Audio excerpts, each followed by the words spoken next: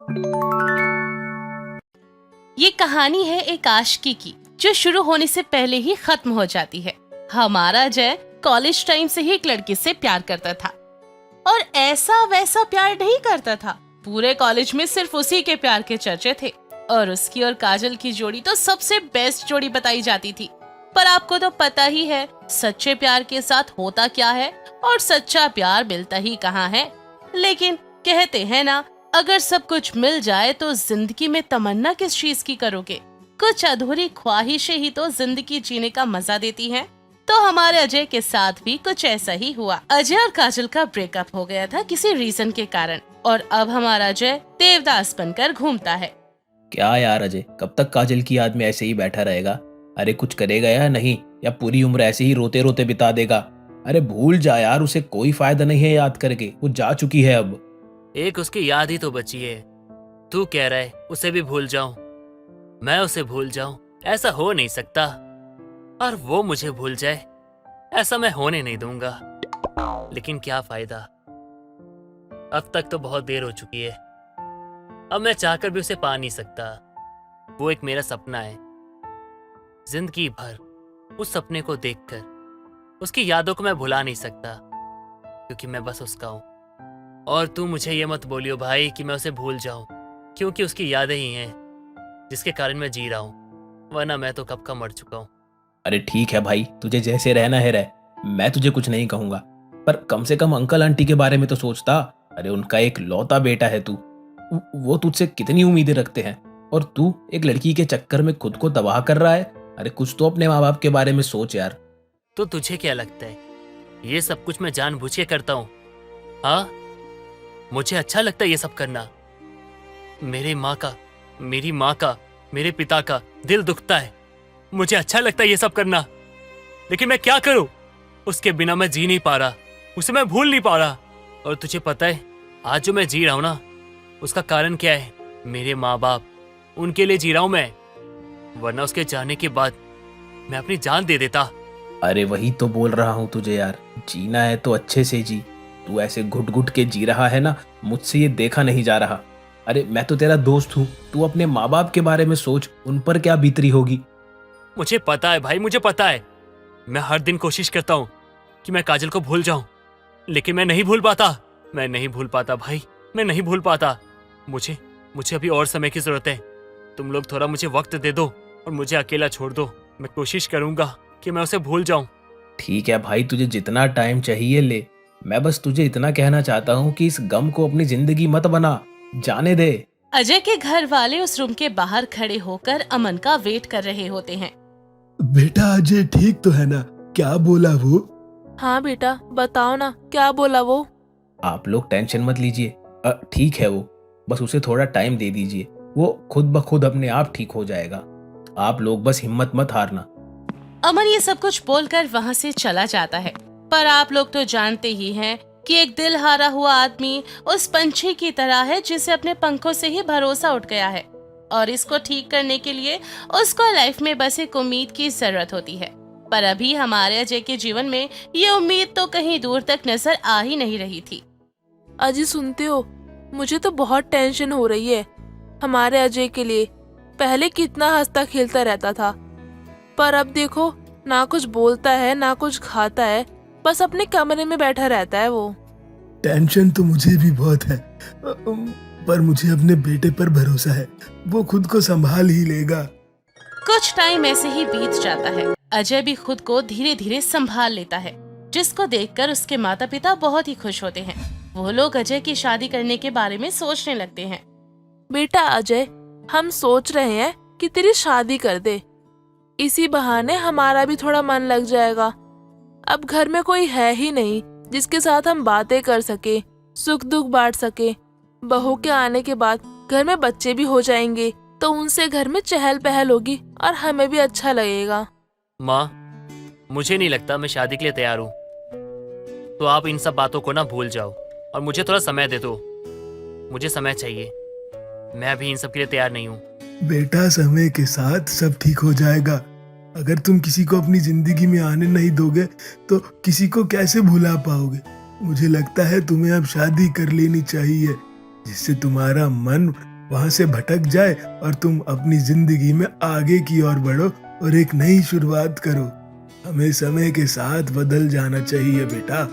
पर पापा, परवर क्या कर रहा है? तुझे हमारी कसम है, तुझे अब शादी करनी होगी, वरना तो हमारा मरा हुआ मुंह देखेगा। ठीक है माँ, जैसा आप कहो। अब सभी लोग मिलकर अजय की शादी करवा देते हैं और एक सुंदर सी बहू अपने घर ले आते हैं। कुछ दिन तक तो सब कुछ ठीक चल रहा था, पर अजय की शादी करवाने के चक्कर में उसके घर वाले ये भूल जाते हैं कि अजय तो कुछ कमाता धमाता ही नहीं है। वो अपने पिछले दुखों के कारण घर से बाहर ही नहीं गया, घर में ही बैठा रहा, जिसकी वजह से उसके पास अब जॉब नहीं थी और अब तो घर में एक और नया सदस्य आ गया था, यानी कि एक और पेट जुड़ चुका था। मुझे तो लगता है हमने अजय की शादी करने में थोड़ी जल्दी कर दी। उसे थोड़ा और समय देना चाहिए था। कुछ काम काज भी नहीं है अब तो उसके पास। अजी, आप कैसी बात कर रहे हैं? अभी आप कमा रहे हैं ना, और कुछ दिनों में मेरा बेटा भी कमाने लग जाएगा, तो अब आप टेंशन मत लीजिए। वो इतने साल बाहर ही नहीं गया, उसने घर से बाहर निकलकर नहीं देखा। उसे क्या पता बाहर क्या चल रहा है। तो उसको खुद को एडजस्ट करने में काफी वक्त लग जाएगा इस दुनिया में।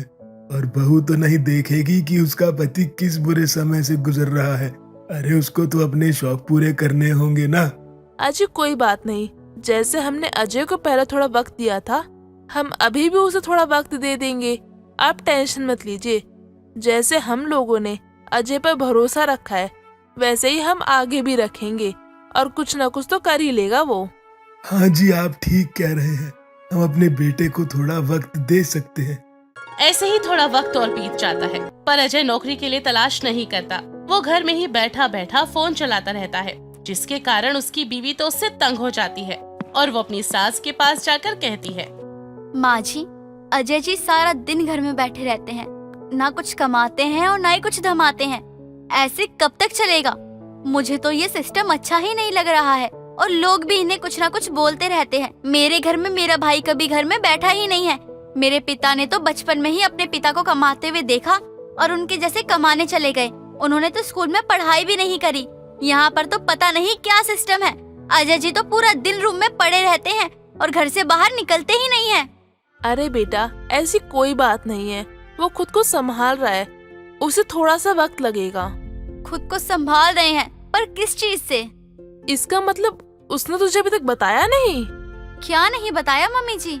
कुछ नहीं बेटा, कुछ नहीं। अरे बेटा, वो क्या है ना, अरे मुझे अभी याद आया कि मुझे रज्जू बुला रही थी, मैं आती हूँ। खुशबू वहाँ से एक बहाना बनाकर चली जाती है। नेहा सोचने लगती है कि ऐसी क्या बात है जो उसे नहीं बताई गई, जिसके कारण वो खुद को कंट्रोल नहीं कर पाती और खुद ही जाकर अजय से पूछ बैठती है, ऐसी क्या बात है जो मुझसे छुपाई जा रही है? तुम्हारा क्या मतलब है? क्या छुपाया जा रहा है? हाँ, तुम्हें घर के बारे में ना सब पता है। मम्मी ने तुम्हें घर की ना चाबी भी दी है, और बचा क्या है जो तुम्हें जानना है? कुछ छुपाया नहीं है तुमसे। अपने काम से काम रखो, समझी? आज मैं और मम्मी जी किचन में खाना बना रही थी और आपकी नौकरी की बातचीत चल पड़ी। आप कुछ कमाते ही नहीं हो। आपकी माँ ने मुझे बताया था कि आपको पिछले हादसों के कारण कोई दिक्कत है, पर कौन सा हादसा? ओह अच्छा, तो ये बात है। देखो, मैं सोच रहा था कि मैं सब भूल जाऊं और तुम्हें कुछ ना बताऊं, ताकि पुरानी बातों का असर हमारे आज के जीवन पे ना हो। पुरानी बातों को खोदकर कुछ नहीं मिलेगा तुम्हें। पुरानी बातों पे ध्यान मत दो, काम से काम रखो। ऐसी क्या बात है जी जो आप मुझे बता नहीं सकते हैं? मैं आपकी पत्नी हूँ, आपकी दोस्त हूँ। अगर आप मुझे नहीं बताओगे तो चीजें कैसे सॉल्व होंगी? हम दोनों एक दूसरे के लिए जिंदगी भर साथ देने के लिए आए हैं।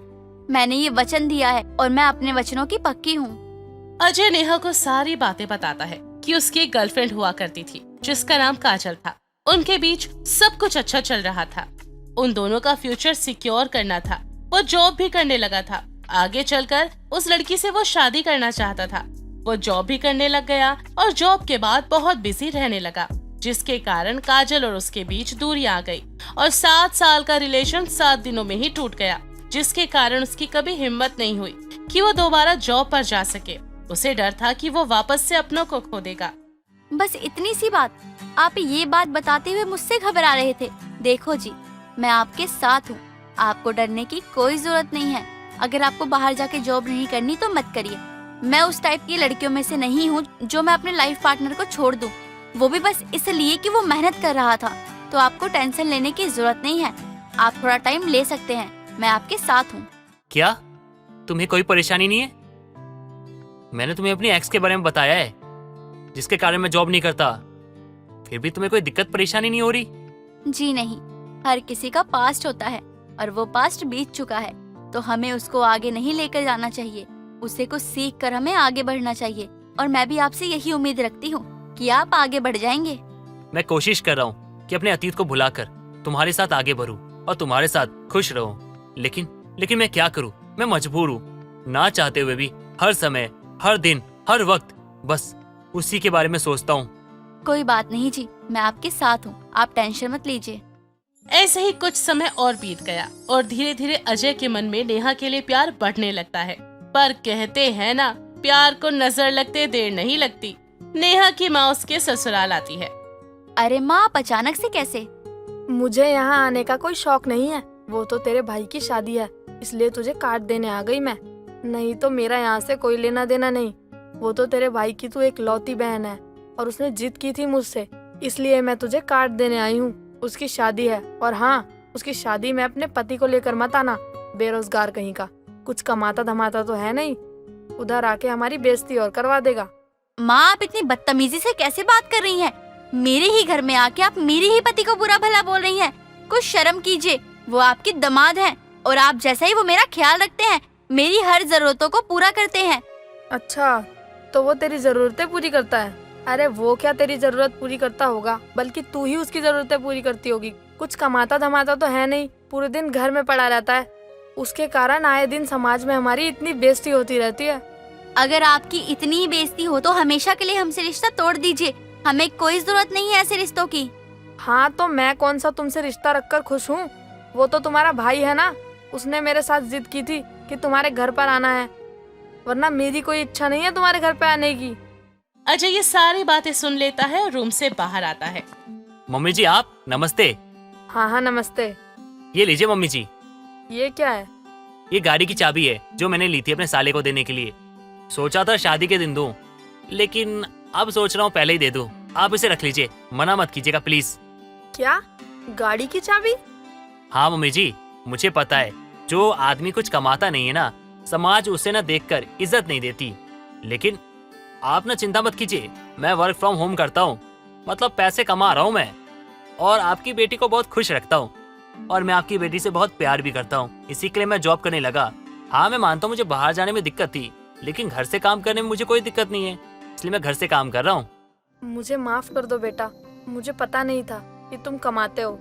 अरे मम्मी जी, इसमें आपकी कोई गलती नहीं है, माफी आप मुझसे मत मांगिए, माफी तो मुझे आपसे मांगनी चाहिए। आपकी बेटी को प्यार देने में मैंने बहुत देर कर दी, लेकिन अब आपकी बेटी को पूरी जिंदगी बहुत प्यार से रखूंगा और दुनिया की सारी खुशियां लाकर उसके कदमों में रख दूंगा, क्योंकि मैं अपनी नेहा से बहुत प्यार करता हूँ, बहुत ज्यादा।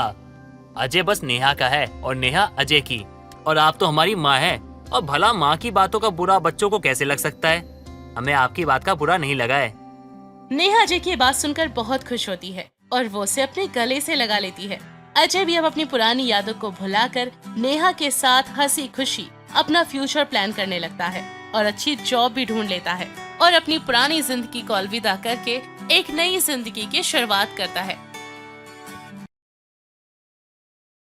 ज्योति बीटीएस की बहुत ही बड़ी फैन थी, उसे बीटीएस बहुत पसंद थे। वो हमेशा बीटीएस के वाले गाने ही सुना करती और बीटीएस के हर ट्रेंड को फॉलो करती। इसकी इस आदत से उसके घर वाले बहुत ही परेशान थे, इसलिए वो लोग उसकी शादी अर्जुन नाम के एक लड़के से करवा देते हैं। अर्जुन बहुत ही समझदार और सुलझा हुआ लड़का था। ऐसे ही शादी के बाद ज्योति का ससुराल में पहला दिन था और उसकी सास अनीता ज्योति से कहती है, ज्योति बहू, तुम्हें भगवान की आरती करनी आती है ना? आज तुम्हारा ससुराल में पहला दिन है, आज तुम्हें ही मंदिर में भगवान के आगे पूजा करनी है। हाँ सासू माँ, मुझे भगवान की पूजा करने में ना बहुत अच्छा लगता है, और आप चिंता मत करो, मैं भगवान की आरती से सबको खुश कर दूंगी। थोड़ी देर बाद घर के सभी लोग और रिश्तेदार घर पर आते हैं और मंदिर के बाहर हाथ जोड़कर खड़े थे। तभी ज्योति हाथ में बीटीएस आर्मी की तस्वीर लेकर मंदिर की ओर बढ़ने लगती है। बीटीएस आर्मी की तस्वीर देखकर अर्जुन का मुंह बनने लगता है, लेकिन सबके सामने ज्योति से वो कुछ नहीं कहता। बीटीएस आर्मी की तस्वीर भगवान शिव जी की मूर्ति के बगल में ही वो रख देती है और उस तस्वीर को तिलक लगाती है और जोत जलाते हुए बीटीएस आर्मी की तस्वीर उतारने लगती है। ये सब देखकर सास का पारा हाई हो जाता है और सास गुस्से में ज्योति को बोलती है, ज्योति बहू, ये क्या बदतमीजी है। मैंने तुमसे भगवान शिव जी की पूजा करने के लिए कहा था, ना कि इन अंग्रेजों की। अरे सासू माँ, ये कोई अंग्रेज नहीं है, बल्कि ये तो कोरिया के बीटीएस आर्मी है। मैं उनकी बहुत बड़ी फैन हूँ। मुझे इनके गाने ना बहुत अच्छे लगते हैं। रात दिन बस मैं बीटीएस की पूजा पाठ करती रहती हूँ, क्योंकि मैं चाहती हूँ मेरी बीटीएस आर्मी की उम्र लंबी रहे। अरे तू कौन से भगवान की बात कर रही है? लगता है इस ब्रह्मांड में नए भगवान आ गए हैं। अरे इन भगवान की आंखें तो ठीक से दिखाई नहीं दे रही है। ये क्या तेरी रक्षा करेंगे?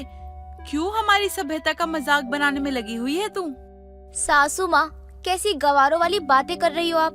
आपको क्या लगता है कि मैं बेवकूफ हूँ? अरे मुझे भी भारतीय सभ्यता बहुत पसंद है, पर मुझे बीटीएस आर्मी लोग भी बहुत अच्छे लगते हैं। मेरा मन करता है ना कि मैं भी कोरिया जाऊँ और बीटीएस आर्मी के लोगों से मिलूं। अगर तुझे यही सब करना था तो तूने शादी ही क्यों की? तुझे पता है ना, शादी के बाद लड़की की जिम्मेदारियां बढ़ जाती हैं। शादी करना तो मेरी मजबूरी थी सासू माँ। मेरे माँ बाप ने ना जबरदस्ती मेरी शादी करा दी, क्योंकि वो भी मुझसे परेशान हो चुके थे। इसीलिए उन्होंने मेरी शादी इस घर में करा दी। ज्योति की इस हरकत के बाद घर आए सभी रिश्तेदार उसके ससुराल वालों का मजाक बनाने लगते हैं और साथ ही ज्योति का भी खूब मजाक उड़ाते हैं और वहाँ से चले जाते हैं। सभी के जाने के बाद सास अपनी बहू से कहती है, ज्योति बहू, तू तो सुबह सुबह हमारा मूड वैसे ही खराब कर चुकी है, लेकिन भगवान के लिए अब दोबारा हमारा मूड खराब करने की जरूरत नहीं है। जा किचन में जाके कुछ अच्छा सा बना ले। सासू माँ, बिल्कुल भी चिंता मत करो आप। 5 मिनट के अंदर अंदर मैं आपके लिए कुछ बढ़िया सा लेकर आती हूँ। ज्योति अपने सास और पति को कोरिया की famous dish kimchi fried rice बनाकर खिलाती है। किमची फ्राइड राइस देखकर सास का मुंह बन जाता है और वो अपनी बहू से फिर बोलती है, ये सब क्या है ज्योति बहू? क्या बना कर लेके आई है तू? सासू माँ, ये कोरिया की फेमस फ्राइड राइस है, जिसे हम किमची फ्राइड राइस भी बोलते हैं। मुझे खाने में ना बहुत पसंद है, इसीलिए मैं आपके लिए अपना फेवरेट फ्राइड राइस किमची बनाकर लाई हूँ। एक बार आप खाकर देखो, बहुत पसंद आएगा आपको। रहने दो ज्योति, एक काम करो, तुम बीटीएस आर्मी का शो देखो। अरे इतनी मेहनत करने की क्या जरूरत है? अरे हम देख लेंगे, अपना खाना खुद बना लेंगे। अर्जुन, तू ज्योति पे गुस्सा मत कर। देख, अभी से थोड़ा सा वक्त लगेगा और एक न एक दिन ये जरूर सुधरेगी। सास जैसे तैसे घर को संभालने की कोशिश करती। ऐसे ही शाम को अर्जुन अपनी पत्नी ज्योति को डेट पर ले जाने के लिए प्लान करता है और कहता है, ज्योति आज हम शाम को दोनों डेट पर चलेंगे, तो तुम 6 बजे तक रेडी रहना। क्या कहा तुमने? आज जाना है? देखो, आज तो बिल्कुल भी पॉसिबल नहीं है यार। तुमको पता है बीटीएस आर्मी ना लाइव आने वाली है इंस्टाग्राम पर। मैं वो देखूंगी, मैं कहीं नहीं जाने वाली। तुम्हारे लिए मुझसे ज्यादा जरूरी बीटीएस आर्मी है। ऑफ कोर्स यार, मेरे लिए सबसे ज्यादा इम्पोर्टेंट है बीटीएस आर्मी, क्योंकि मैं बीटीएस की बहुत बड़ी फैन हूँ। ठीक है, आज के बाद मुझसे किसी चीज की उम्मीद मत करना। घुसे रहो अपनी बीटीएस आर्मी में। ज्योति के लिए पति को टाइम देने से ज्यादा बीटीएस आर्मी का शो देखना बहुत जरूरी था, इसलिए वो अपने पति के साथ जाने से मना कर देती है, जिस वजह से अर्जुन को बहुत गुस्सा आता है और वो वहाँ से चला जाता है। ऐसे ही दिन बीतते हैं। अब ज्योति के ससुराल में कोई भी ज्योति से ठीक से बात नहीं करता, यहाँ तक कि उसकी सास भी नहीं। सबकी इस बेरुखी हरकत पर ज्योति को बहुत गुस्सा आता है, इसलिए ज्योति गुस्से में अपनी सास और अर्जुन के पास जाती है और कहती है, क्या बात है? आप लोग क्या चाहते हो मुझसे? मैं देख रही हूँ कुछ दिनों से आप लोग मुझसे बिल्कुल भी बातचीत ही नहीं कर रहे हो। आप लोगों को मेरे रहने या फिर ना रहने से कोई फर्क ही नहीं पड़ता क्या? तुमने बिल्कुल ठीक कहा, तुम्हारे रहने और ना रहने से हमें कोई फर्क नहीं पड़ता। अरे पूरा दिन तो तुम्हारा ध्यान बीटीएस आर्मी में लगा रहता है, तुम हमारे लिए टाइम ही कहाँ निकाल पाती हो? एक काम करो, भगवान के लिए कोरिया चली जाओ और हाँ, वापस मत आना। क्या कहा तुमने? तुम्हें मेरे होने या फिर ना होने से कोई फर्क नहीं पड़ता? ठीक है, मैं जा रही हूँ अपने मायके और हमेशा हमेशा के लिए वहीं रहूंगी।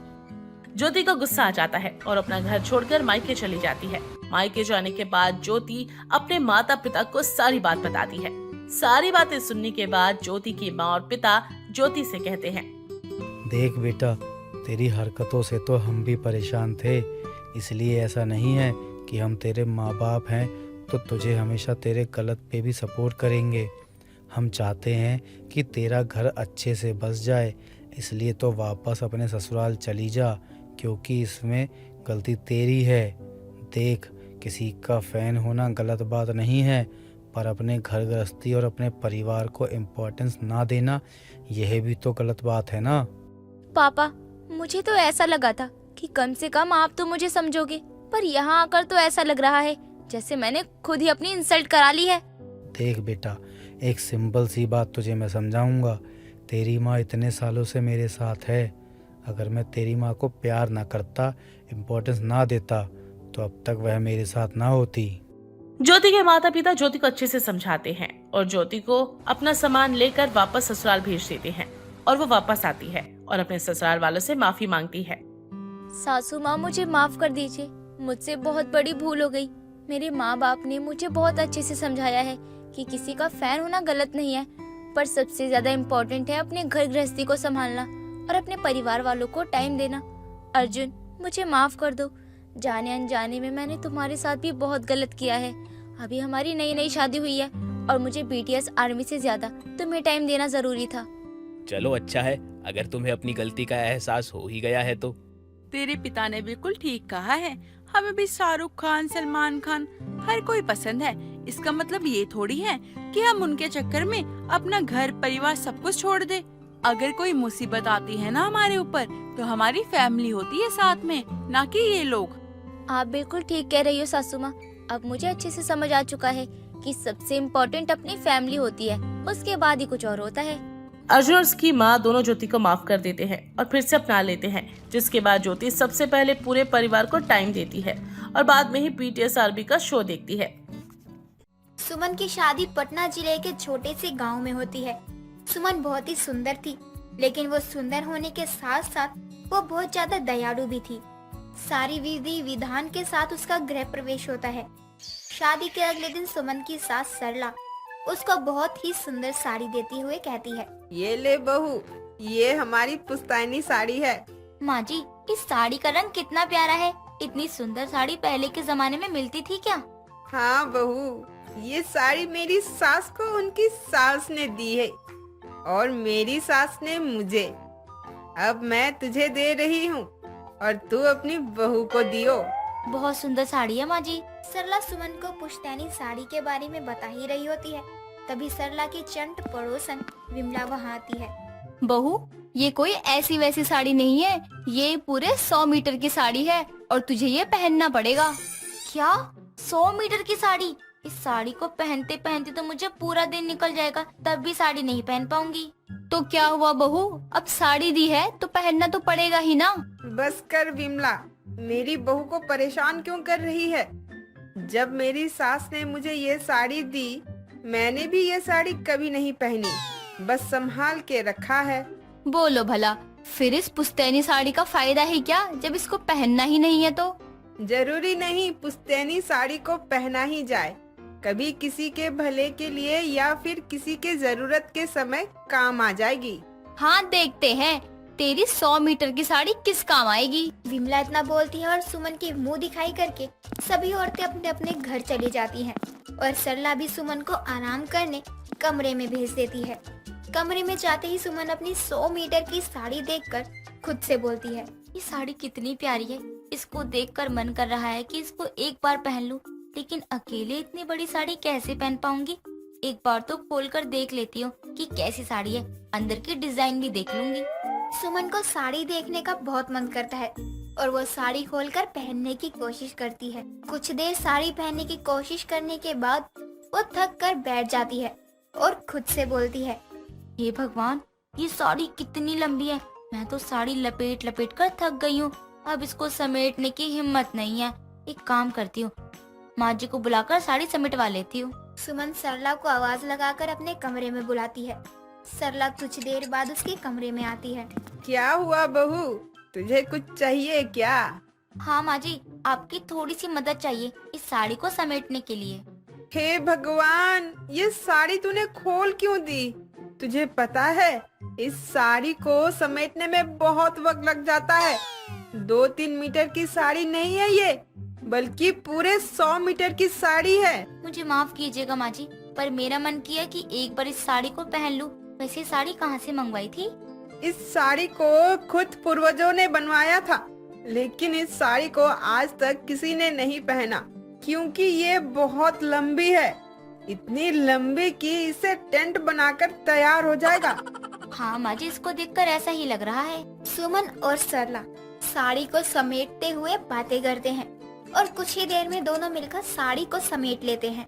ऐसे ही दिन बीतता है और सुमन अपने ससुराल के सारे काम बखूबी संभाल लेती है। एक दिन सरला की पड़ोसन मालती सरला के घर शादी का कार्ड लेकर आती है। सरला बहन, कहाँ हो आप? अरे मालती, तू यहाँ? हाँ बोल, आज यहाँ कैसे, कोई काम है क्या?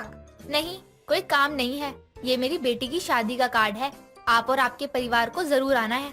अरे ये तो बड़ी अच्छी बात है, हम लोग जरूर आएंगे। अगर शादी में किसी भी चीज की जरूरत हो तो मुझे बता देना। सरला बहन, आपने तो पहले ही बहुत मदद कर दी है। आप लोग बस मेरी बेटी को आशीर्वाद देने आ जाना। अरे तू चिंता मत कर। वैसे बारात कहाँ से आ रही है और लड़का करता क्या है? बारात तो अपने लखनऊ से ही आ रही है और लड़का इंजीनियर है। अरे वाह, रिश्ता तो बहुत अच्छा है। अरे तू बाहर क्यों खड़ी है? चल अंदर बैठ, चल चाय पी ले। अरे नहीं, अभी पूरे गांव को काट देना है, फिर कभी। मालती इतना बोलकर वहाँ से चली जाती है। मालती और सरला की सारी बातें विमला सुन लेती है और सरला के घर आती है। मालती आई थी क्या सरला तेरे घर? हाँ, क्यों, क्या हुआ? अच्छा, क्यों आई थी? फिर उस गरीब औरत को किसी चीज की जरूरत पड़ गई क्या? एक तो बेटी की शादी करवा रही है, वो भी औकात से बाहर के लड़के के साथ। पता नहीं कहाँ से चोरी करके दहेज देगी। तू उसके बारे में ऐसा बुरा क्यों बोल रही है? हो सकता है लड़के वालों ने दहेज नहीं मांगा हो। अब मालती की बेटी सुंदर भी है। अरे काहे की सुंदर, फेयर एंड लवली लगाती है, इसीलिए चेहरा चमकता रहता है। तू उसके बारे में इतना बुरा क्यों बोलती है? आज तक मालती ने किसी का कुछ बिगाड़ा भी नहीं है। सरला, तुझे कुछ नहीं पता, ये गरीब किसी के सगे नहीं होते, तुझे भी लूट कर खा जाएगी। विमला सरला के आगे मालती की बहुत बुराइयां करती है, लेकिन सरला को उसके बातों का बिल्कुल भी असर नहीं होता। ऐसे ही दिन बीतते हैं और मालती की बेटी का शादी का दिन नजदीक आने लगता है और सरला मालती की मदद करती है। वो शादी में नागपुर से हलवाई बुलवाती है तो दिल्ली से टेंट वालों को। सरला को मालती की मदद करता देख विमला को बहुत चिढ़ होती है और वो सरला के घर सुमन के पास जाती है। सुमन बहू, घर में तेरी सास है क्या? नहीं काकी जी, माँ जी तो मालती काकी के घर पर उनकी मदद करने के लिए गई हैं। तेरी सास को कितनी बार बोला है कि गरीब लोगों की मदद नहीं करनी चाहिए। आज पैसे की मदद ले लेंगे, अगर कल को पैसे वापस नहीं दे पाएंगे तो क्या करेगी? कोई बात नहीं काकी जी, गरीब कन्या की विवाह में मदद करना तो दान का काम होता है, एक तरह से कन्यादान भी मान लेंगे। ये दोनों सास बहू एक ही चक्के का आटा खाती है, दोनों को कितना भी बोल लो कोई फर्क ही नहीं पड़ता। क्या हुआ काकी जी, आप क्या सोचने में लग गई? नहीं, कुछ नहीं। अच्छा चल मैं चलती हूँ, मुझे कुछ काम याद आ गया। विमला इतना बोलकर वहाँ से चली जाती है। कुछ दिन बाद मालती की बेटी का शादी का दिन आता है। मालती के घर में बहुत चहल पहल थी। एक तरफ अच्छे अच्छे पकवान बन रहे थे तो दूसरी तरफ बारातियों के स्वागत के लिए टेंट की व्यवस्था हो रही थी। तभी अचानक एक जोरदार तूफान आता है और टेंट के ऊपर बड़ा सा पेड़ गिर जाता है जिससे टेंट फट जाता है। कुछ देर बाद तूफान के रुकने के बाद मालती टेंट की हालत देखकर वहीं पर रोने लगती है। मालती की हालत देखकर विमला बहुत खुश होती है और सरला के घर जाती है। सरला कहाँ है तू? तुझे पता भी है मालती के साथ क्या हुआ है? क्या हो गया? अरे उसके घर में जो टेंट लगा था उसके ऊपर पेड़ गिर गया। मैं तो कहती हूँ बहुत अच्छा हुआ है, दूसरों की बेटी की चुगली करोगी तो यही होगा ना। कैसी बात कर रही है विमला? किसी की बेटी की शादी रुक रही है और तुझे ये सब अच्छा लग रहा है? वो तेरी तरह नहीं है, भगवान हमेशा अच्छे लोगों के साथ ही बुरा क्यों करते हैं? सरला विमला को बहुत सुना देती है और जिसके बाद वो गुस्से में वहाँ से चली जाती है। कुछ देर बाद सुमन आती है और सरला को परेशान देखकर वो बोलती है, क्या हुआ माँ जी, आप इतनी परेशान क्यों हो? बहू, मालती के घर में बारातियों के स्वागत के लिए जो टेंट लगा था उस पर पेड़ गिर गया है और टेंट पूरी तरह से फट भी गया है। उस बेचारी गरीब औरत का पता नहीं क्या हाल हो रहा है।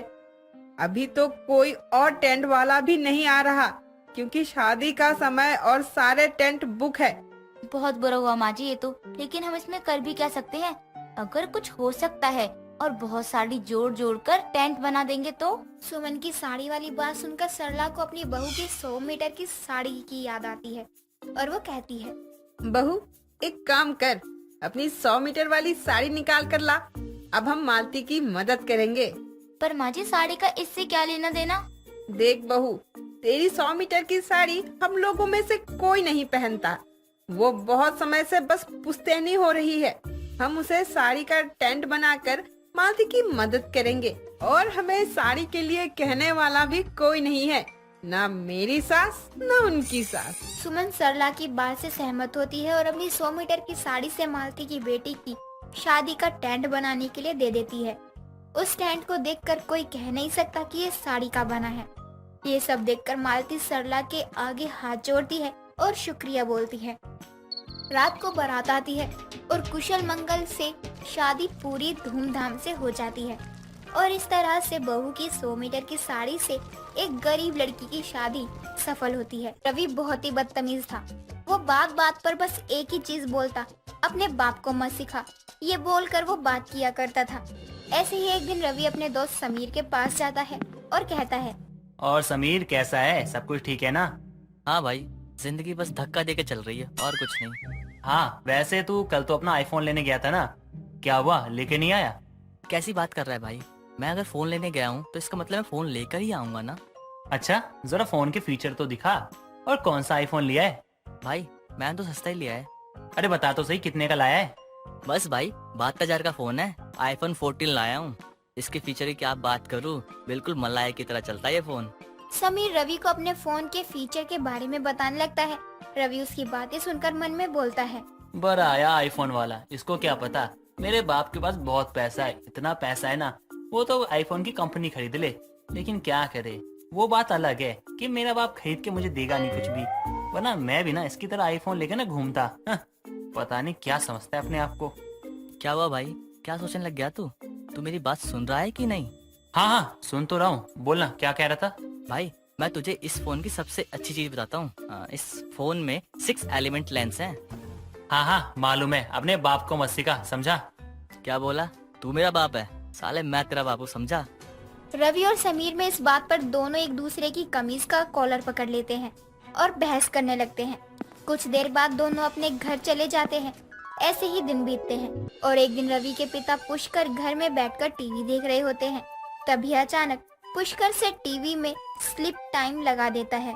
टीवी बंद होने वाली होती है। तभी रवि की नजर स्लीप टाइमर पर पड़ जाती है और वो पुष्कर को चिल्लाते हुए बोलता है, अरे पापा, ये आपने क्या कर दिया? क्यों, क्या हुआ? टीवी ही तो बंद हुआ है। पापा, टीवी बंद नहीं हुआ है, आपने स्लीप टाइमर लगा दिया है। अरे आपको ये अभी ही करना था। क्यों, क्या हो गया? अगर अभी हो गया तो?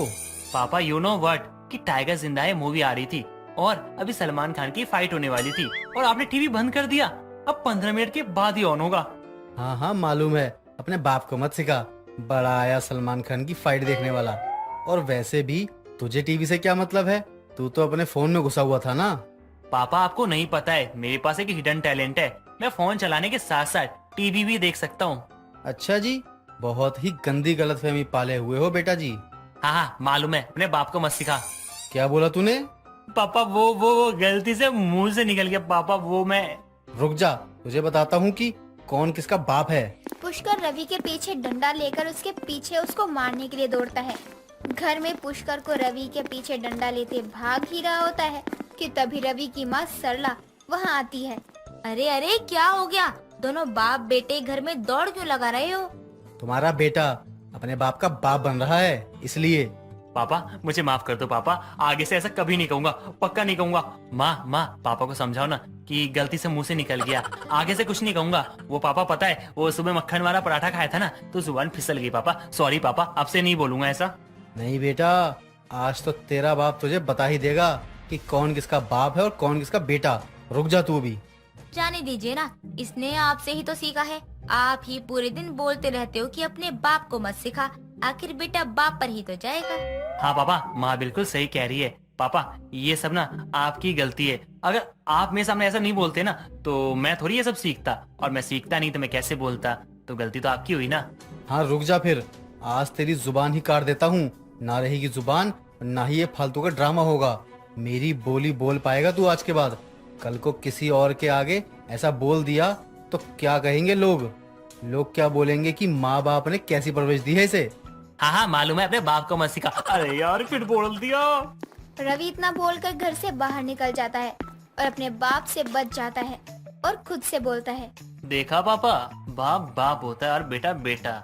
बाप अगर 10 नंबरी है ना तो बेटा 100 नंबरी होता है। कैसे मैंने आपको 1 मिनट में चकमा दे दिया, लेकिन एक दिन मैं आपको ना जरूर दिखाऊंगा कि बेटा ना बाप से बढ़कर होता है। रवि खुद से बात करते हुए पार्क में जाकर बैठ जाता है और रात को खाना खाने के वक्त घर वापस आ जाता है। ऐसे ही वक्त गुजरता है और रवि आए दिन किसी न किसी को बाप को मत सिखा बोलता और लड़ाई करता। ऐसे ही एक दिन सरला की पड़ोसन विमला घर आती है और घर में पुष्कर को देखकर उसके पास जाती है। जानू, बॉक्स ऑफिस में मूवी लगी है। सरला, तुमको कब से मूवी देखने का शौक चढ़ गया है? शादी को 22 साल हो गए हैं, लेकिन तुमने आज तक कभी बोला नहीं मुझे ये। पहली बात तो मैं सरला नहीं बल्कि उसकी जानू विमला हूँ। अरे विमला जानू, तुम यहाँ? तुम पुणे से वापस कब आई? क्या जानू, आपकी याद आई और मैं पुणे से दिल्ली आ गई। क्या आपको मेरी याद नहीं आती थी? अगर ऐसे किसी ने हमें साथ में देख लिया तो हमारी खैर नहीं। और रही बात याद करने की, तो मैं तो तुमको बहुत याद करता था। ये सब छोड़ो, ये बताओ कि आप मुझे मूवी दिखाने कब चल रहे हो? अरे मेरी जान, मूवी क्या, मैं तो तुम्हारे लिए पूरा सिनेमा हॉल ही खरीद लूं। हम कल ही चलते हैं मूवी देखने। विमला और पुष्कर बात कर ही रहे होते हैं कि तभी उनकी सारी बातें रवि सुन लेता है और खुद से बोलता है, अच्छा तो ये बात है, पापा और विमला आंटी का चक्कर है और ये इनके साथ मूवी देखने जा रही है।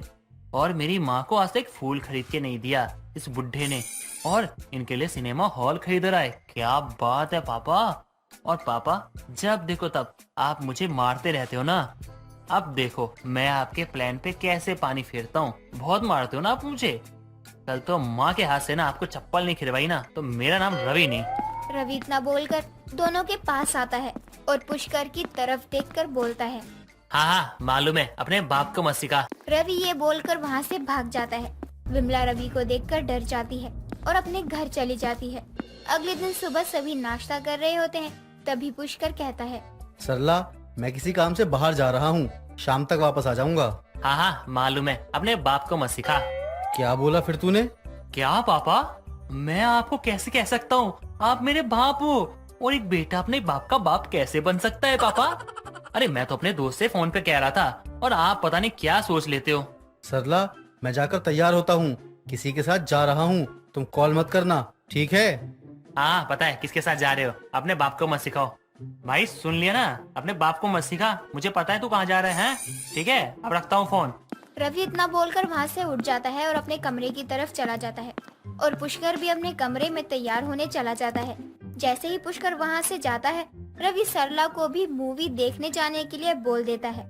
कुछ देर बाद दोनों बाप बेटे मूवी देखने के लिए जाते हैं। रवि सरला की सीट बिल्कुल विमला और पुष्कर के बगल में करवा देता है और खुद आगे वाली सीट पर जाकर बैठ जाता है। और कुछ देर बाद सरला की नजर विमला पर जाती है। अरे विमला, तू यहाँ कैसे और किसके साथ? मैं तो बस। क्या हो गया? मुझसे डर तो ऐसे रही है जैसे कि मेरे पति के साथ मूवी देखने आई हो तू। वही तो आंटी जी, अंकल जी के साथ ही आई होंगी आप। हाँ बेटा, आए तो हम हैं, लेकिन पर क्या आंटी जी, रुकिए मैं खुद ही फ्लैश जला के ना देख लेता हूँ। जैसे ही रवि अपने फोन की फ्लैश जलाता है, सरला और रवि पुष्कर को देखकर हैरान हो जाते हैं। आप यहाँ? पापा आप तो कहीं बाहर जा रहे थे, फिर आप यहाँ, वो भी इस विमला आंटी के साथ, क्या कर रहे हो? तुम दोनों यहाँ क्या कर रहे हो? तुम दोनों मेरा पीछा करते हुए आए हो क्या यहाँ पे? मुझे लगता है कि मुझे यहाँ से चले जाना चाहिए। आप सभी घर वालों का मामला है, आप साथ में बैठकर सुलझा लेना। अरे तू कहाँ चली? आज तो तुम दोनों को मैं छोड़ूंगी नहीं। बहुत शौक है ना फिल्म देखने का, आज तुम दोनों की फिल्म मैं यही बना देती हूँ। सरला इतना बोलकर अपनी चप्पल निकालती है और पुष्कर और विमला को मारने लगती है। ये सब देखकर रवि को बहुत मजा आता है और वो खुद से बोलता है, देख लिया ना पापा, आज के बाद ना आप अपने बेटे के ना जैसे बाप से पंगे नहीं लोगे। हाँ, अब माँ के हाथों से पिटो।